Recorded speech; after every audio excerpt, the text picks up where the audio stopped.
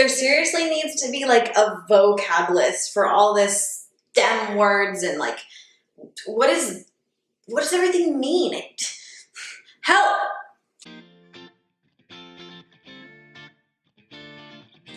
Hey there!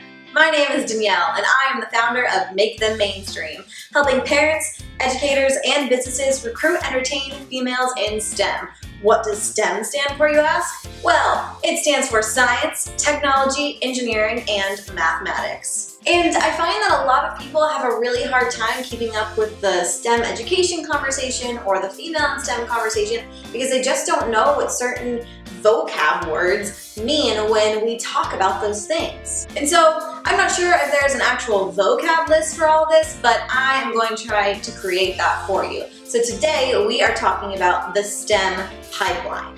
The STEM pipeline refers to the path that individuals take in order to pursue a successful career in STEM. The STEM pipeline typically starts with STEM education, and STEM education begins in junior high/middle school, depending on your area, or high school. STEM education is a combination of those four subjects. So it's science, technology, engineering, and math, but it's also the processes that you use when doing those things, like the scientific method or the engineering design process. To learn more about STEM education, you can click the link in the description below titled, "What does it all mean? STEM and STEM education." STEM education continues through college, where you pick your degree. And then after you graduate with your bachelor's degree, then you can choose to go on to graduate school to get a master's or PhD or go into industry. Then after your master's or PhD, you'll either go into industry or you'll stay in academia to become a professor or do research. But either way, the STEM pipeline starts with education and ends in the workforce. In the STEM workforce, you work your way through the pipeline like you would in any other industry. You start off at an entry-level position and then you work your way on up. But unfortunately, there are leaks in the STEM pipeline, and the leak is just to go along with the metaphor of a pipeline. But it's basically the gaps in that path that you take from education to workforce where people start seeping out of the pipeline. And the first leak happens before the STEM pipeline even starts. So I guess it's not really like a leak, it's more like a huge engineering design failure. But I digress. The first leak in the STEM pipeline is with early STEM education because there really isn't any early STEM education. And many parents, educators, and policymakers think that STEM is just too hard for anyone under the age of 11. And that's why we get STEM starting in junior high, middle school, or even high school sometimes. But when we miss early STEM education, like preschool through elementary school, we're missing crucial years to teach them the wonders of STEM and how to be curious and inventive and creative and how to ask those really important questions that make you a great scientist. Early STEM education is so important because it allows children to start thinking in inventive ways. The earlier the education begins, the easier it will be for the children to learn how to think creatively, think inventively, and how to have confidence in those subject matters. Luckily, the thoughts on early STEM education is changing and school districts are starting to implement STEM education as early as preschool. But you know what's even more awesome about that? Is that early STEM education doesn't just have to end at preschool. It can start way, way before that. You can encourage STEM education as a parent by just making sure that you're asking your children questions, by making sure that you are getting curious and asking questions,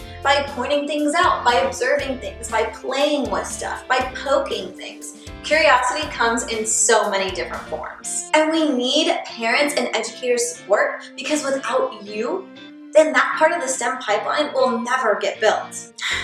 And another leak in the STEM pipeline has to do with females and minorities. Why? Because females and minorities aren't targeted for STEM education.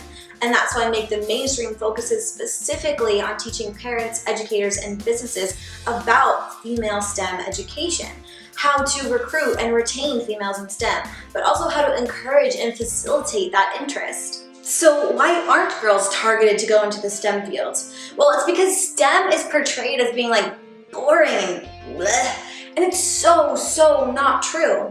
But research shows that girls want to be able to use their creativity, and they also want to make an impact on the world.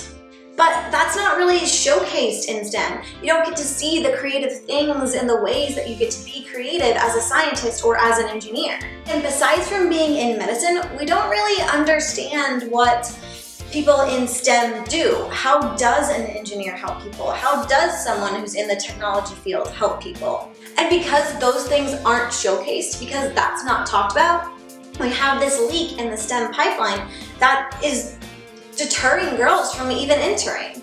But as an engineer, you can do so many things. You can work on the environment. You can create things to let people see, to let people hear, to really impact people's lives. Another leak in the STEM pipeline is when women are already in the STEM workforce. 53% of women will leave the STEM workforce before retirement, and this peaks at about 10 years into their career. So this is why we don't see a lot of females in STEM in leadership positions. Other leaks include the stereotypes that women face when they are in the STEM fields. And many women want to have children, they want to start a family, they want to get married, and they don't think that the STEM fields are conducive to that kind of lifestyle. Which again, is just not true, but that's not showcased. So how can we fix these leaks in the STEM pipeline? There are many companies that are working to patch up the holes in the STEM pipeline, and Make Them Mainstream is one of them.